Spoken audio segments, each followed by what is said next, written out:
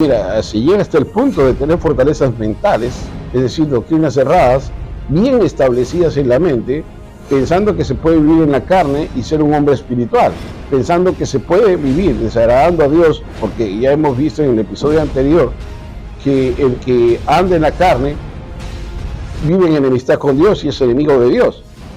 Pero sin embargo la gente camina en la carne y piensa estar en Cristo, y piensa estar en el Espíritu, y eso no es así. Yo creo que un problema mayor está en el hecho de que la gente no entra al texto. Y siempre está a expensa de los predicadores, y el predicador muchas veces no entra al texto. O sea, la carencia, el problema con el cristianismo de mucho tiempo, y sobre todo latinoamericano, es que nosotros somos contestatarios o somos atestatarios. No tenemos nada que testar. O sea, no tenemos algo que decirle a la sociedad, esto es el cristianismo. Entonces todo el mundo que estudia teología a veces abandona la Biblia, que estudia la Biblia a veces abandona la teología y no hay una fundamentación seria. Lo que tenemos son más posturas que fundamentos bíblicos.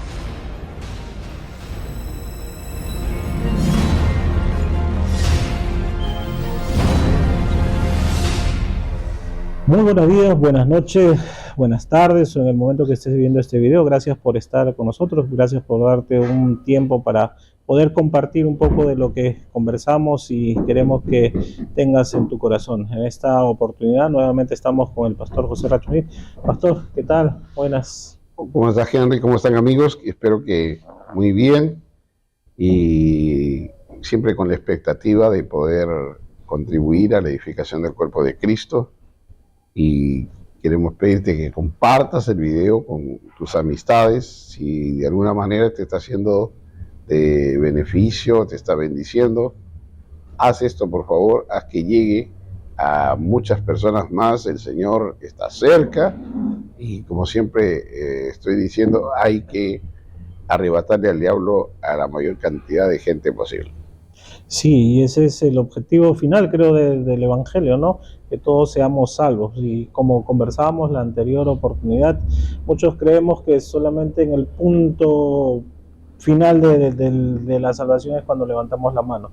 Y decíamos el anterior episodio que es recién el punto de inicio y es el andar del hombre cristiano. Y estábamos hablando de vivir en el Espíritu. Y yo quiero preguntarle, conforme a lo que estábamos hablando en el anterior episodio, el hombre nuevo empieza a vivir en sometimiento, en postración delante del Espíritu Santo, y empieza a gozar de las múltiples bendiciones que éste le da.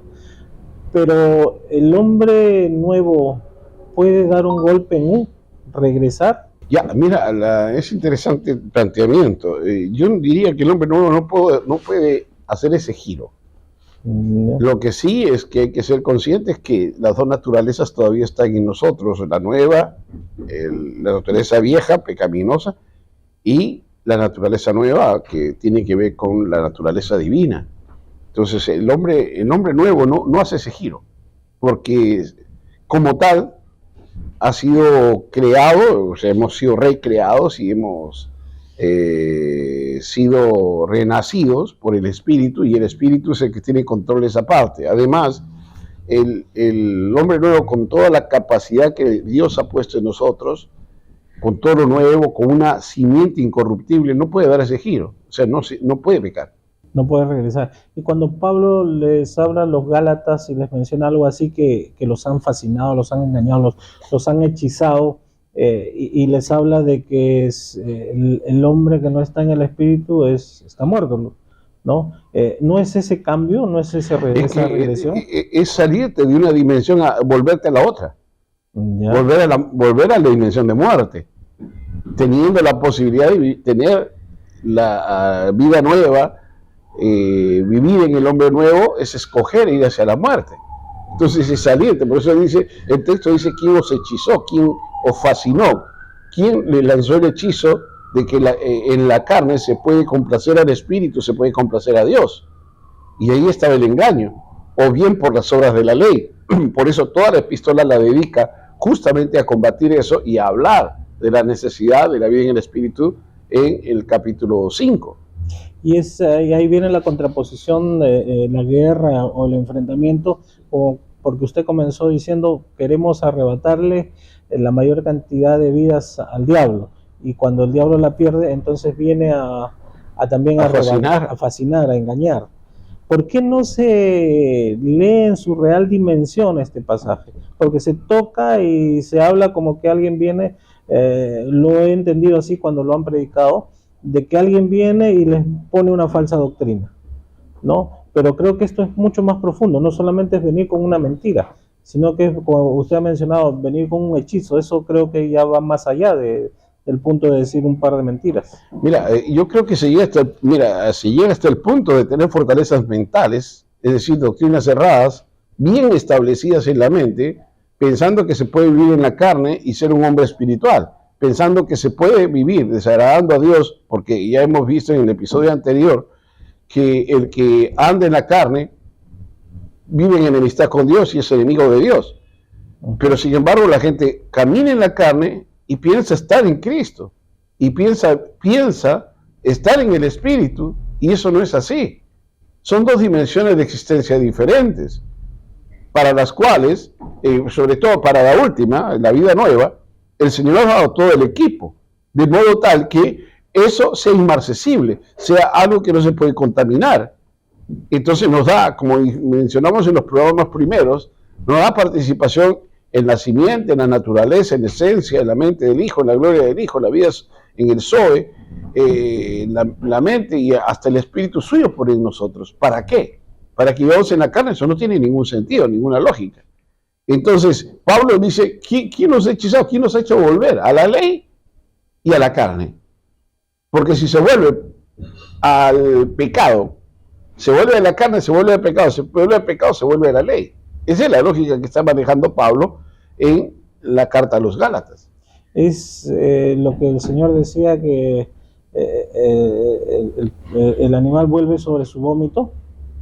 Pedro decía eso, ¿no? El perro vuelve a su vómito y la chancha a revolcarse en el cielo, no revolcarse en el mal, ¿no?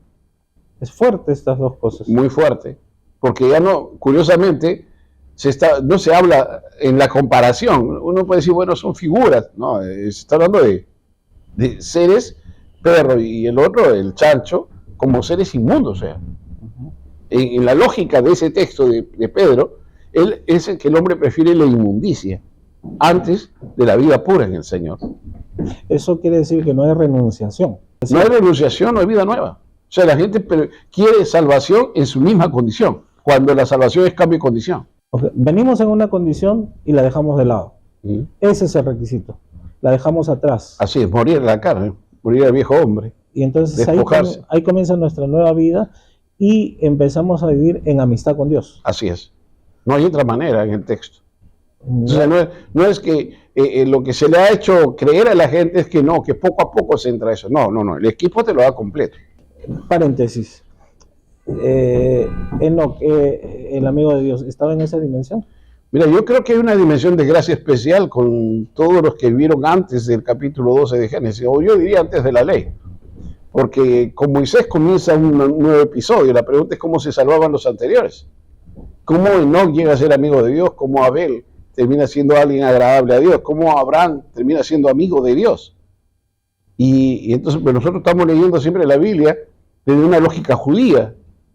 No estamos leyendo la Biblia de una lógica más amplia, más universal, en que Dios quiere la salvación del hombre. Juan 3:16. No es que quiere la salvación de un pueblo, no es que quiere la salvación de unos cuantos, sino de toda la humanidad. Y entonces, la pregunta, por ejemplo, que debemos hacernos es, ¿cómo es que Dios ejecuta un juicio tan tremendo como el diluvio si no había tabla de salvación? No había una manera de decirle a la gente, de esta manera se salva. ¿Qué predicó Noé? No se nos dice. Sin embargo, la gente lo aceptó, pero ¿cómo se salva Noé y su familia? Porque Dios tenía una relación personal con ellos y ellos estaban cerca de ellos. Tiene que haber habido alguna ley, muy distinta. Había ley ya en el Edén. Come de todo menos esto. Claro, había una regla. Y en ese tema, la regla que nos rige a nosotros como cristianos es estar en Él, vivir en el Espíritu. Vivir en el Espíritu, que nos pone en la ley del amor. ¿Es la única condición? Sí, es la única condición, pero la ley del amor es amplia. O sea, es una condición, pero solo la cumple el Espíritu.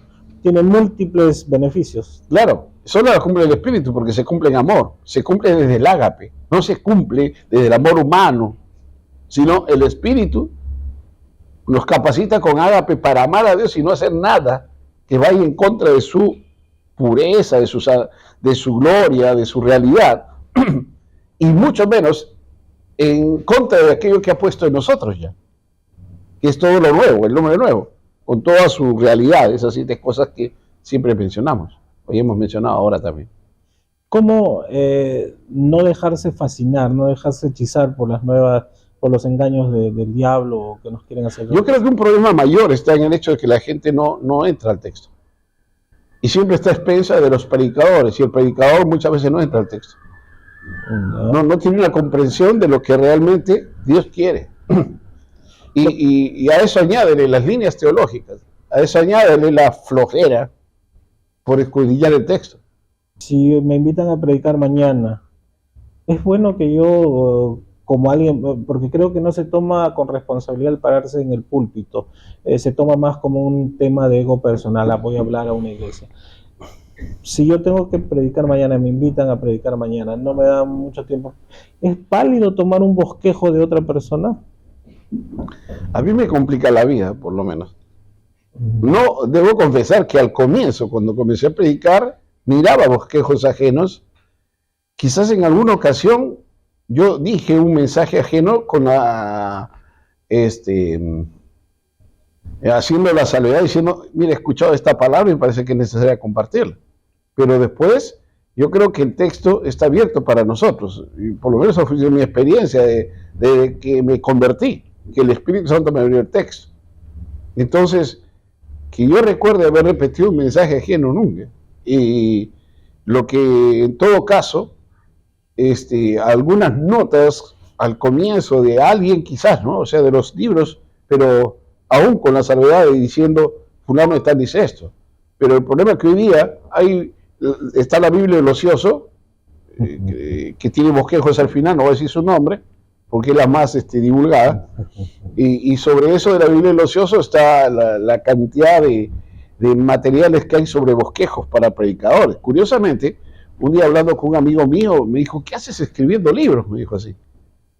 ¿Por qué? Le digo, eso no vas a venderlo, me dijo. Vende bosquejos para sermones, y eso te sale. Y a él le salía.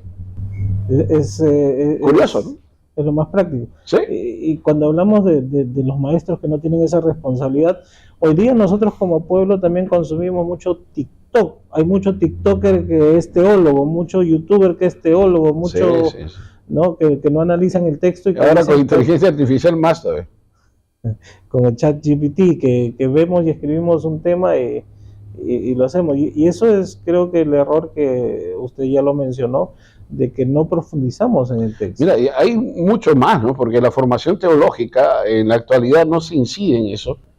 No hay formación en idiomas. No sé, tuve la bendición de llevar 8 semestres de griego, 7 semestres de hebreo. 4 años. En la antigüedad era así. No, y llevé, y cuando completé un programa y regresé a completar el otro. O sea, hice primero misiología, después Biblia, en otro lado teología y así, ¿no?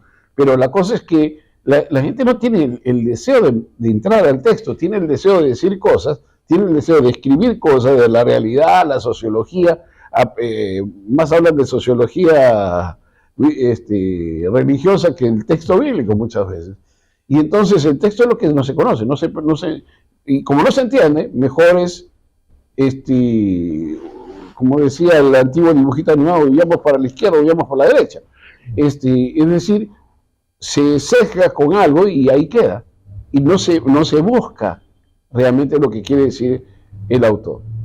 ¿Y qué pasa con el hermano que es de humilde condición, que ha tenido 3º o 4º de primaria, que lee, que no puede leer un libro, digamos, esquematizado con estas cosas, y este hermano va a su pueblo y llega ahí y tiene el deseo de enseñar? Yo creo que el Espíritu le abre el texto. Yo sí creo en eso, firmemente, y yo puedo dar testimonio de eso en mi propia vida incluso.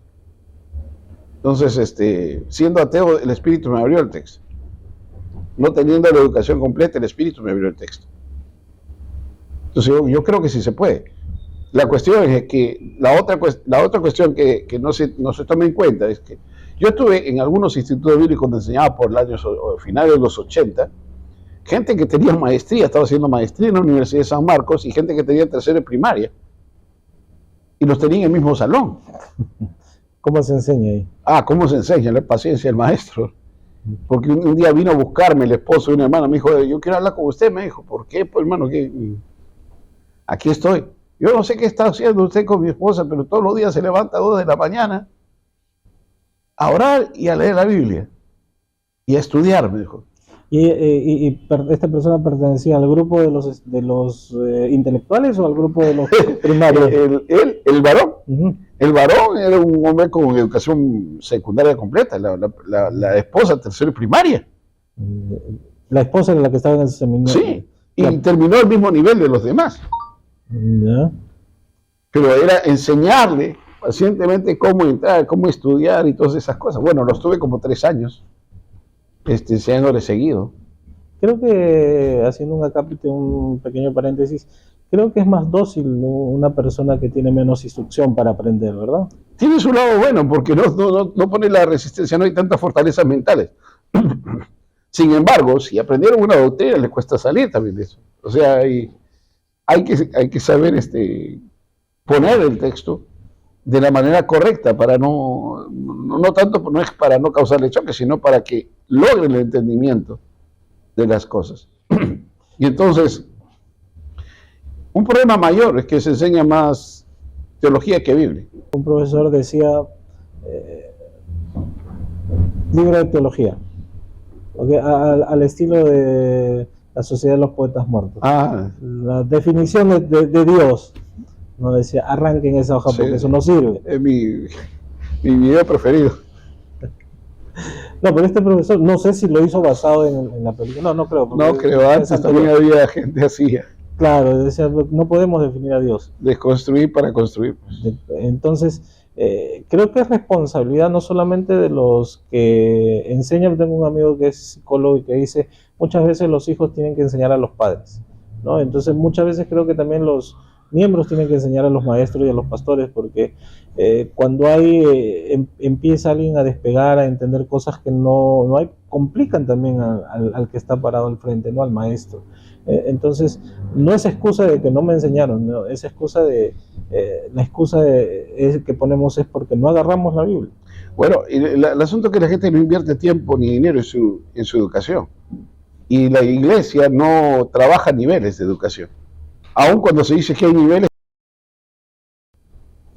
chapamos el manual. Sí, entonces acá es básico, y cuando se termina se piensa que están especializados y están en lo básico.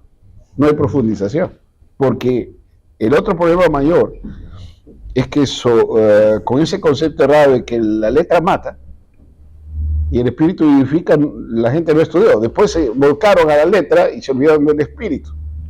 Entonces tenemos los dos extremos, cuando lo que dice el texto es que la letra mata, cuando no quieres obedecer, no quieres dejarte guiar por el espíritu.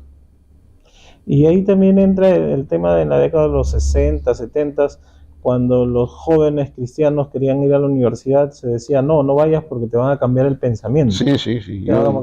Entonces, no se confiaba en el Espíritu Santo que estaba en la vida. No se confiaba en lo que se enseñaba en la iglesia. Que era peor. Yo recuerdo cuando postulé al instituto que estudié, el primer instituto que estudié, todo estaba bien hasta que me preguntaron, ¿y usted estudia en la universidad? No. ¿Piensa estudiar? Y si yo decía que sí, me decían, no puede entrar. Así era. Decía, no se mezclan las dos cosas. Y muchos de los compañeros que yo tuve en ese tiempo y los anteriores a mí, tuvieron que renunciar a los estudios universitarios para estudiar en el instituto. Pero ese es un error muy grave. Terrible. Luego han corrido, pero ya era tarde. Claro. Por eso es que quizás falten pensadores cristianos en esta época. Claro. O sea, la carencia, el problema con el cristianismo de mucho tiempo, y sobre todo latinoamericano, es que nosotros somos contestatarios o somos atestatarios. No tenemos nada que testar. O sea, no tenemos algo que decirle a la sociedad, esto es el cristianismo. Entonces todo el mundo, el que estudia teología, a veces abandona la Biblia, el que estudia la Biblia a veces abandona la teología y no hay complementación, ¿no? una fundamentación seria. Y entonces lo que tenemos son más posturas que fundamentos bíblicos. Entonces el que se cree más inteligente le va a decir al otro, no, fundamentalista, el fundamentalista va a ser liberal, y no hay un fundamento sólido que por lo menos le permita tener una base de la cual correr y la cual pensar. Ahora, el asunto es que cuando comienza, como en este tiempo, una serie de doctrinas de demonios a meterse en la iglesia no sabe qué contestar. Y ese es el problema de los Gálatas. Por eso es que estaban fascinados. Fascinados. A menor conocimiento, mayor engaño. Es lo que decían los romanos, ¿no? Al pueblo ignorancia, pan y circo. Pan y circo. Y con eso se le domina. Y eso es lo que ha hecho el diablo en la iglesia de ahora. Por eso es que ahora no carecemos de un conocimiento profundo. Y creo que ahora usamos... Y de vida en el espíritu. Claro. ¿Y por qué? Porque eso nos ha alejado de la vida en el espíritu. Sí. De la vida del cristiano. Por eso, como usted decía, y ha repetido muchas veces en este humilde programa, el hombre nuevo es el gran desconocido de la iglesia. Sí. Porque no se les ha enseñado, porque no se ha profundizado. Y creo que esa es la autocrítica que tenemos que tener los cristianos, y no solamente quedarnos en la autocrítica, sino iniciar un proceso aunque usted es enemigo de la palabra proceso, iniciar un proceso para que la nueva juventud ingrese a conocer a este hombre, ¿no? Al hombre nuevo. Mira, yo creo que la decadencia es terrible. Y el punto de partida es la vida en el espíritu. Si no se vive en el espíritu, se está en la carne, sí. Pero si no se vive en el espíritu, dice el texto, que uno solamente vive en el espíritu, y si vive en el espíritu, las dos cosas a la vez, es porque el espíritu de Dios mora en nosotros, y si no. Y ahí nos complicamos a nuestro productor, que la pregunta es, ¿la salvación se pierde? La salvación se pierde, dice el productor está preocupado por su salvación. Sí. Entonces, hay que decirle que si no vive en el espíritu, está en problemas.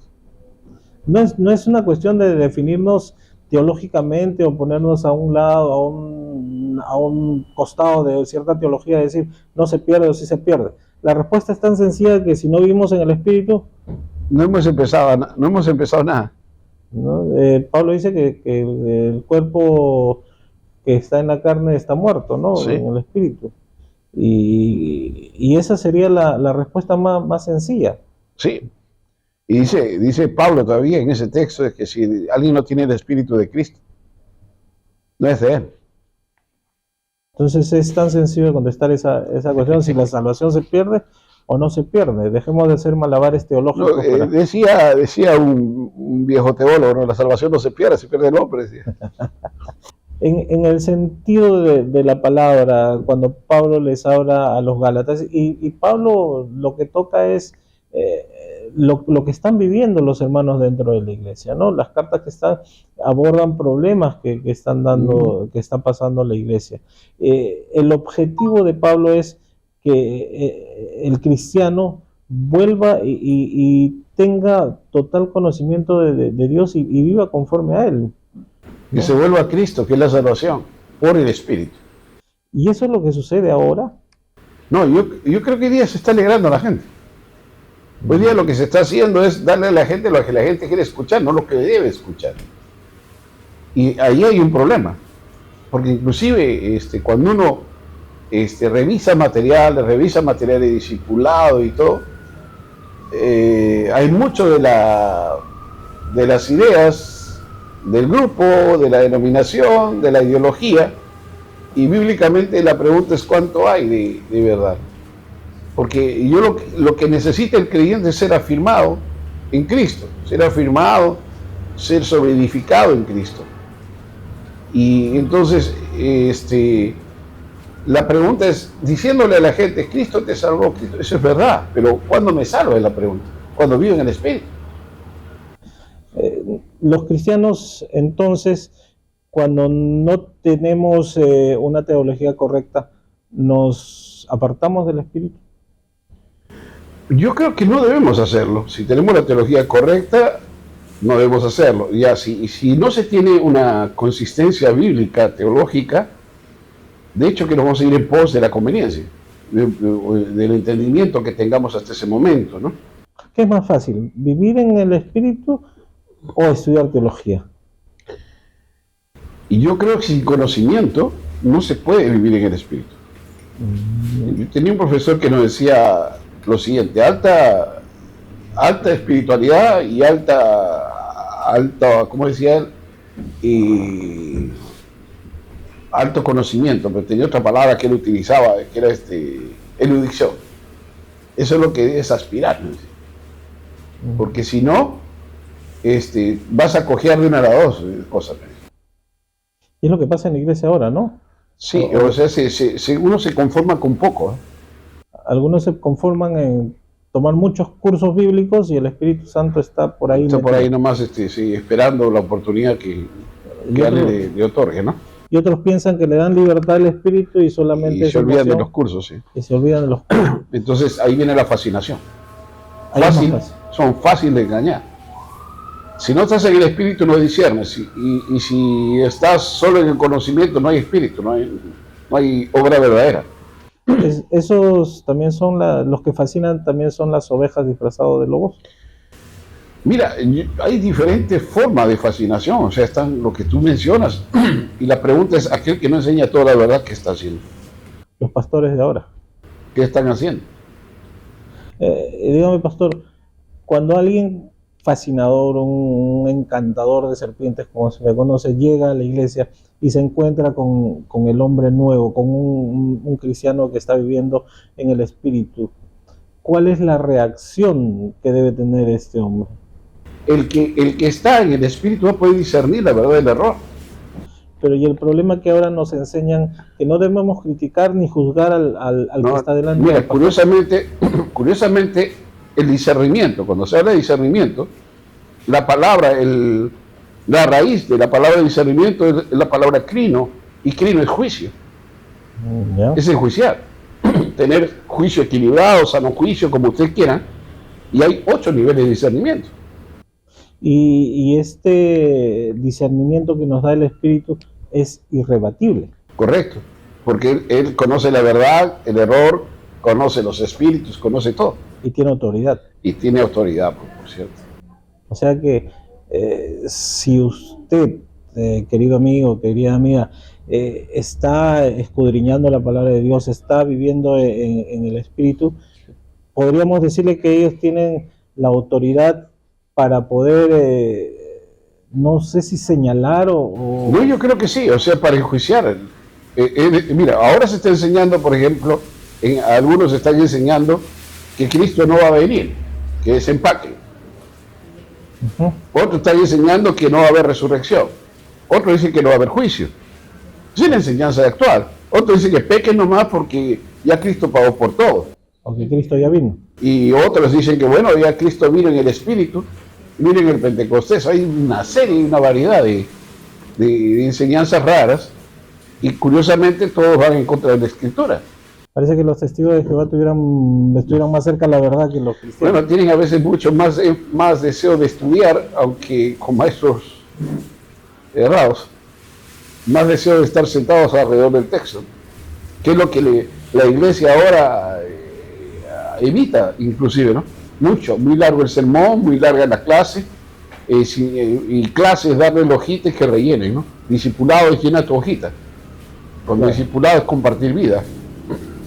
Y ese es el error por lo cual nosotros no anhelamos conocer más. ¿Ese anhelo nos lo da el Espíritu Santo en nuestras vidas? El que produce el querer como el hacer por su buena voluntad. Y es el que va perfeccionando su buena obra en nosotros. El único. No hay otra manera. Sin vida que el Espíritu no hay cristianismo. Lo hemos planteado desde, creo, el primer programa. Exacto, eso es lo que le iba a decir. Parecemos repetitivos, pero creo que todo confluye en eso. Sí. La vida cristiana es simplemente eso, no solamente es leer la Biblia y orar y ir a la iglesia. El Espíritu tiene que llevarnos a Cristo y tiene que formar a Cristo en nosotros. Cuando conozcamos a Cristo vamos a conocer al Padre. Y vamos a llegar a su gloria y nos va a decir, bien, buen hijo, Sí, entra al gozo de tu Señor. Que es al final lo que creo que todos anhelamos, ¿no? es lo que debe ser la meta del cristianismo. Pero esa meta muchos la tienen sin cumplir los requerimientos. Bueno, es que es la ilusión, yo digo ilusión por no decir una palabra fuerte, es el encanto de la ilusión de que se cumplan promesas que tienen condiciones y que no se cumplen. Estoy hablando de las condiciones que no se cumplen. Dejar de lado de enseñar las condiciones también es encantar. Yo creo que sí, porque no estás poniendo fundamento, o sea, es prometer lo que Dios no promete, es añadir o quitar la Biblia, y yo creo que eso es caer en maldición. Cuando dicen, hijitos, yo deseo que sean bendecidos, caemos solamente en la palabra bendecidos y entendemos mal la palabra bendecidos. Claro, porque dice que se alegra también que sus hijos andan en la verdad. Y eso es más difícil de asimilar. Más fácil es, o nos suena mejor bendecido que la demanda. Claro, es que es el buen deseo sobre la verdad. ¿Ya? Eso es lo que se está imponiendo, y no la verdad. Pero estamos hablando de un buen deseo. Es que el buen deseo es que Dios bendiga a alguien. Ahora, ¿cómo va a bendecir Dios a alguien que no quiere caminar la verdad? Por más que le diga bendecido. Pero bendecir es un dicho. Una cosa es que yo te bendiga, otra cosa es que Dios te bendiga. Yo no puedo bendecir a nadie. No, bueno, sí podemos desearle bien a todos. Ya. Podemos bendecir en ese sentido. Pero no vamos a decirle a la gente afirmando que alguien es bendecido por Dios cuando no camina como Dios lo requiere. Ahora, yo podría discutir inclusive ese mismo concepto diciendo que Dios bendice a buenos y malos, hace salir el sol sobre justos e injustos. Pero otra cosa es cosechar los frutos de la obediencia. Lo que nos declara Deuteronomio las bendiciones, siempre Claro. es un prerequisito, ¿verdad? Sí. Y ese es otro tipo ya de un nivel diferente de bendición, de maldición, ¿no? Y el hombre nuevo tiene bendiciones en todo. Por cierto que sí, porque heredamos toda la riqueza, somos coherederos con Cristo, todo lo que es de Cristo lo heredamos, Y todo lo por que es eso- de Dios. Y es por eso que regresamos a Romanos 8:28. Todas las cosas, Ayudan a bien. es decir, todas las cosas nos traen bendición. Sí, Aunque parezcan que sean malas. aunque parezcan contrarias. Y esa dimensión, para entenderlo, solamente se hace a través de llevar la vida en la vida En el en el Espíritu. Porque mientras nuestro viejo hombre no se sujete al Espíritu, siempre vamos a cuestionarlo todo, hasta lo bueno. Por eso cuando Pablo habla de servir como un soldado, el soldado tiene obediencia total, Así es. ¿no? Entonces tiene rendición total. No solamente es el hecho de decir, yo sirvo como un soldado, peleo la batalla. No, si no tengo rendimiento total con el Espíritu. Dice el dicho que el soldado obedece sin dudas ni murmuraciones. Exacto, ojo al guía, ¿no? Ojo al guía. Entonces, nosotros como cristianos estamos llamados a ser soldados del Señor, a correr la buena batalla. A pelear la buena batalla, a correr la carrera. A correr la carrera, ¿no? Y esto va a sembrar fruto en los demás, Así es. ¿no? Y la última, chiquita, antes de que nuestro productor nos apague los equipos. Así como el estadio. Como en el estadio. A los que no saben la referencia, ya búsquenla con la fecha de noviembre, ¿no? El cristiano, el hombre nuevo, se la dejo rodando, picando, pero ya que hemos entrado a temas futbolísticos, se la dejo picando. El hombre nuevo, el que está viviendo en el espíritu, muchos le llaman y le dicen tienes un aura, tu buena vibra, ¿no? El mundo no sabe explicar y lo lleva a ese mundo. Se nota, ¿no? Decía también nuestra asistenta de producción, la que se encarga de maquillaje,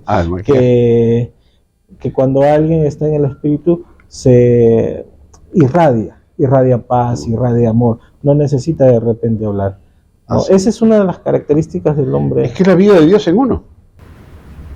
¿Cómo se explica eso? Hay cosas que de Dios no podemos explicar. Y esto es Dios en uno. Es todo lo de Dios en uno. Ese es el hombre nuevo. Entonces, cuando todavía sale algo del hombre viejo, ahí hay complicación. Ahí hay problemas. ¿Sí? Entonces, bueno, no se me ocurre algo, pero no lo voy a decir para no crear más conflicto. Pero yo creo que el llamado y la reflexión ahora es ¿dónde estamos parados? ¿No? Que cada uno de nosotros se haga la pregunta, ¿dónde estamos parados? ¿Estamos en Cristo? ¿Estamos en el mundo? No hay... carne, en muerte, regiones de muerte. Exacto. Entonces no es, aunque pase en valle de sombra de muerte porque estoy ahí, sino que es el Señor protegiéndome en esas áreas. Si es que estamos en Él. Si es que estamos en Él, porque si no vamos a salir más deprimidos. Y usted decía que la depresión muchas veces no es una enfermedad, porque hay tanto cristiano que está deprimido ahora. Son demonios. ¿No? Y no nos damos cuenta. Yo creo que ahí ya avanzamos un poquito más y nos estamos disparando ya para el capítulo 150 más o menos. Bueno, reflexiones finales acerca de los fascinadores, la gente que viene, una llamada de atención, un consejo, lo que usted quiera decir. No, simplemente que debemos afirmarnos en la palabra y en el espíritu. Son dos cosas que no podemos evitar y no podemos saltear. Estando en la palabra, por el Espíritu inclusive, vamos a evitar todas estas cosas, porque el Espíritu nos va a capacitar, nos va a dar el entendimiento y todo lo necesario para poder saber lo bueno, lo malo, y a la vez vamos a ser guiados por Él a todo bien. Es más, el que conoce lo profundo de Dios es Él, y Él nos va a abrir la Escritura y todos los misterios de Dios. Yo creo eso, ¿no? Que el Espíritu Santo puede abrirte todo el entendimiento, te da sabiduría, conocimiento, discernimiento, toda inteligencia espiritual, todas las cosas vienen por Él. Y entonces, esa es la dimensión en la que debemos vivir realmente. Invitarles a entrar al texto y a seguir en la sintonía también del programa, comparte con las amistades, y si tienes algunas preguntas, con mucho gusto, escríbenos. Ahí te vamos a dejar la dirección de nuestra pastora encargada de la consejería. Si tiene un caso, como dice Henry, a la 1, 2, 3, 4 de la mañana, con mucho gusto la pastora Cintia va a estar ayudándoles a esa hora, pues ella siempre para velando, buscando el bienestar del pueblo de Dios. Gracias una vez más por su atención. Dios los bendiga. Nos vemos en otro episodio de Diálogos. No se olvide, aquí están saliendo los números. El número telefónico, no llamadas, solamente WhatsApp. Dios los bendiga. Bendiciones.